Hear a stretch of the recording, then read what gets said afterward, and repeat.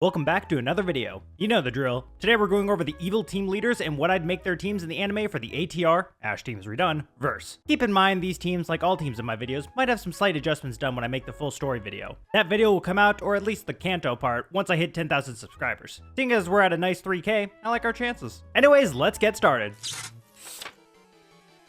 Giovanni, the man who started it all. He's probably the easiest on this list. I give him Persian, Nidoking, Nidoqueen, Rhydon, Sandslash, and Dugtrio. Since this is the anime version, I had to give him his signature Persian. The rest was basically filling out his team with his type speciality. I think a Honchkrow would fit nicely here, but since we're in Gen 1, that's no cigar. Let's heat things up next with Maxie. Our Volcanic Overlords team will be Camerupt, Torkoal, Solrock, Magcargo, Alakazam, and Magneton. For a lot of these teams, I wanted to stray from the usual suspects.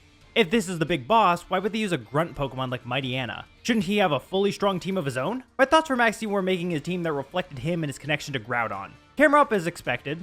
Torkoal is a Sunsetter of the later gens, plus the smoke it blows out reminds you of volcanoes. Magcargo is living magma, and Solrock is a Pokemon that represents the sun. Perfect fits for a Groudon connection. The odd ones are Alakazam and Magneton. I wanted them there to represent Maxie's more scientific side. In Omega Ruby and Alpha Sapphire, he has this organized, smart look going on, making Team Magma appear on the more tech-savvy side, compared to the rough and tumble Team Aqua. Alakazam is one of the smartest Pokemon out there, and Magneton shows his aptitude for technology. Plus, Magneton helps counter that pesky water weakness.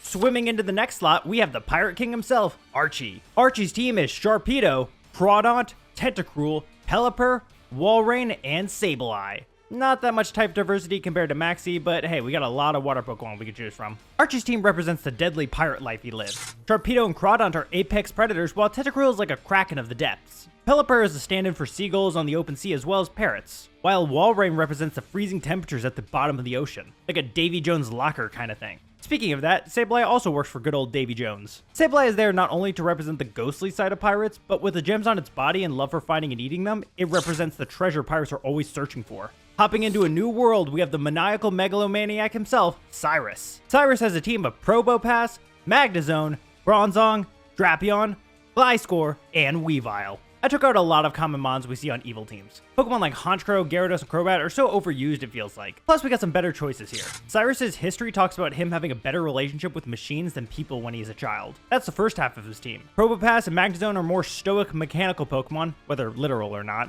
that also evolve at the location Cyrus strives for. And Bronzong is a Pokemon that's pre-evolution is used amongst its members. I know I said I wanted to avoid the grunt Pokemon, but I would use Bronzong even if the grunts weren't using it. Anyways, that's when we see the other half. I imagine Cyrus starts off with these initial 3 steel types, but as he grows up and becomes more malicious, he catches the 3 deadlier Pokemon. Drapion, Gliscor, and Weavile symbolize his fall to the vicious darkness that makes him almost destroy the world for his own goals. That's also why Weavile is his ace. Cyrus has to steal the power of others to achieve his goals. So, you know, Weavile is kind of a thievy Pokemon, so I think it fits. In another world where he grew up to not be evil, Probopass and Magnezone would be his dual aces. Sadly, that's not the case here. Could make for an interesting video. What would the world be like if the evil team leaders weren't evil? Thoughts for later. Gaslighting a small boy who can talk to Pokemon, we have Getsis. His team will be Hydreigon, Golurk, Bisharp, Cofagrigus, Scolipede, and Sigilyph. This guy was hard, mostly because with these teams, I try my best to stick to the Pokemon that belong to that gen, or at least the game they're emulating. Black and White primarily has you only interact with Unova Pokemon until post-game, so we're gonna stick with that. I tried to give him some sort of medieval themed team. Hydreigon is a Hydra, Bisharp is a Knight, and Golurk is a Guardian/weapon of some kind.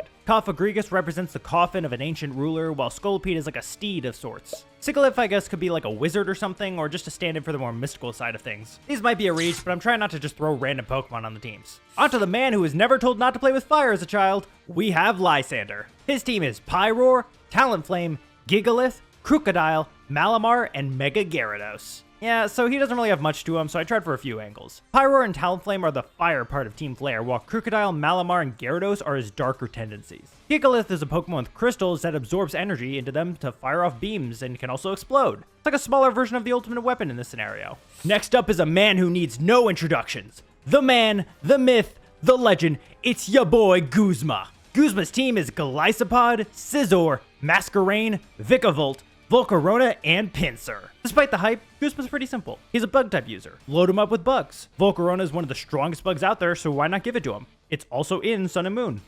or at least the Ultra Sun and Moon. It helps give his team a nice elemental diversity despite the single type. The one I thought most important to keep other than Golisopod was Masquerain. To me, Masquerain, while being one of my favorites, shows off the lighter side of Guzma. It has an ability to intimidate others, despite not having anything particularly malicious about it. It's the sort of hint that despite being intimidating, Guzma isn't a bad guy. Being the most forgettable evil team leader on this list, we have Chairman Rose. His team will be Gigantamax Caparaja, Berserker, Klingklank, Corviknight, Galarian Stunfisk, and Melmetal. Half his team is his original one. I think they fit well with his industrial theme. Berserker is based off Vikings, which go around and pillage and steal, which is what Chairman Rose does with the power of Eternatus. Corviknight is a common enough Galar bird that I can see him using it for transport. Galarian Stunfisk is there to show off his deceptive nature, as it's a literal bear trap and he's a two-faced bitch. Lastly, we have Melmetal. Despite my hatred of giving people legendaries and mythicals, Melmetal is a mythical I feel like there are multiple of, considering its nature of evolution. So Chairman Rose having one is rare, but it's not unheard of. I mean, in the ATR verse, Ash has Marshadow, and there's only one Marshadow, so this gets a pass. The main reason I chose it is Melmetal has this underutilized connection with Galar, considering this Gigantamax form.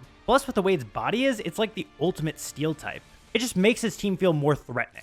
And that's all of them. Am I missing a handful? Well, yeah. Here's the thing though. This is for the ATR verse, which means we go off the anime. Lusamine is good in the anime, so she's out. We don't get into Team Star, and even then, what team would you give Penny? She's just the Eevee girl. Blech. Team Yell also isn't a real evil team.